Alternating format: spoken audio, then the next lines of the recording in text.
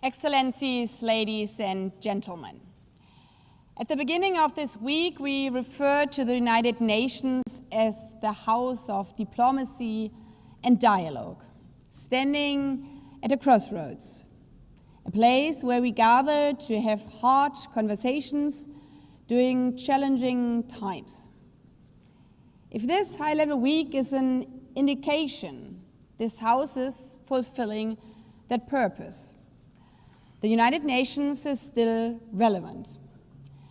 Over the past week, we have heard from 189 member states, including 124 heads of state and government.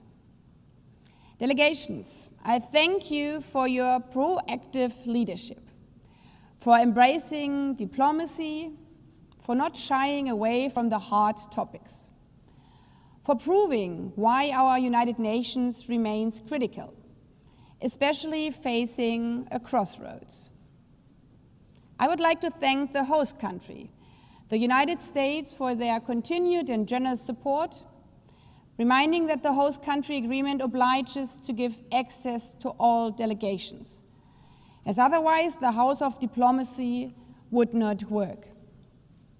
I express my deep gratitude to the City of New York, particularly the NYPD, as well as colleagues across the UN Secretariat for making the high-level week possible. Finally, I thank my OPGA team, led by my chef de cabinet, for their tireless dedication, their countless briefing notes, and for being my ears and eyes throughout this high-level week. Across the week, certain themes resonated above all others. Chief among them, peace and security.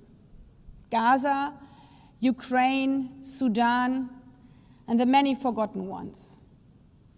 The clear message was, member states must do more to protect and feed starving civilians in Gaza, to return to peace to Ukraine, to protect women and girls in Sudan.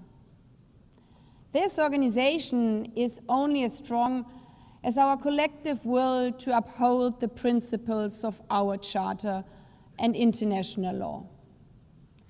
And when we do, progress follows.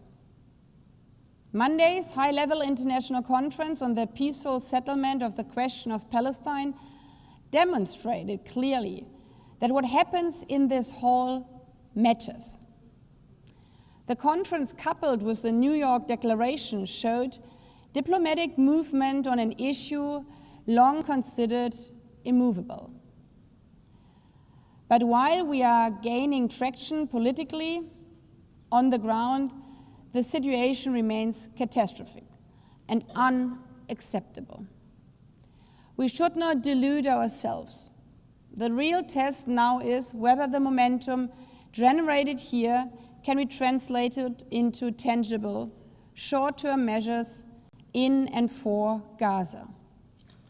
An immediate ceasefire, a surge in humanitarian aid for the civilians, the immediate release of the remaining hostages, and lay the foundation for a peaceful, long-term perspective, the realization of the two-state solution. The only way to achieve lasting peace, security, and dignity for both Israelis and Palestinians. The Charter is not only a blueprint for peace, it's also a vision for shared progress across every pillar. Dozens of delegations spoke on the impacts of climate change and the ticking clock we face in delivering on the Sustainable Development Goals by 2030. That clock does not stop while we are here in this room. I don't know if you were in the hall, but as the Prime Minister of the Bahamas was delivering his remarks here, his country back home was bracing for the landfall of the cyclone Nene. It's happening now. Climate crisis won't stop if we deny it. The climate crisis is the biggest security threat in this century.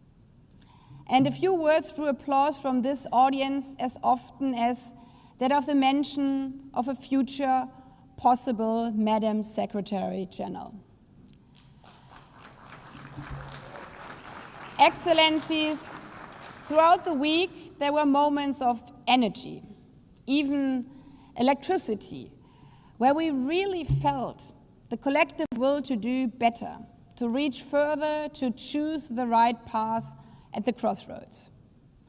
It's an energy that reminds us that this institution indeed matters, that we need it more than ever, an energy that also proclaims now is the time to grow and change. Colleagues, this is an energy, a moment in time that we need to grab and run with. And the conditions are there. Indeed, UN80 and the reform agenda was, as they say, the hot topic throughout the week. The Secretary General's report on mandate implementation review, the revised budget, and his proposals for structural changes and programmatic realignments offer us a concrete pathway to make this institution better, stronger, more effective, fit for purpose. But this is not only about trimming budgets. It's about strengthening delivery. It is about priorities. For that reason, it is important that delegations take the discussions here back to their capitals. Discuss also back home in national parliaments how every government can constructively support and implement these processes in a way that make this institution work better, deliver better. For all of us, but especially for those who still look to the streaming blue flag as a sign of hope, even in the darkest hours. For those who have the benefit of living in peace and social security, and, as recent surveys showed, even in spite of all global narratives, still value the benefits and necessities of the UN. On this point, I would like to thank the many, many delegations who responded to my call for a positive reflection on the UN's 80th anniversary. We have heard dozens of statements infused with this theme of better together, of countries who freed themselves from colonialism to join as an independent state the family of nations, of countries like my own who reunified because of the international community, of countries who sought support from the UN for mediation, for peacekeeping, for democratic reform, for aid and relief. Even if we have not always succeeded, but the point is that we have always tried. Excellencies, these examples highlight specifically why this organization was created: to tackle the problems no country alone can solve, to support others in their times of need. This week's general debate, with strong engagements and impassioned words, showed that we are capable of finding the strength to lift up our common leadership, to find collective solutions, and to take the right path at the crossroads. Let us go forward in this spirit. As also outlined in our just launched year-long campaign, let us be inspired by the legacy of our past and daring for a better future that is better together, unafraid, unbroken, united. I thank you.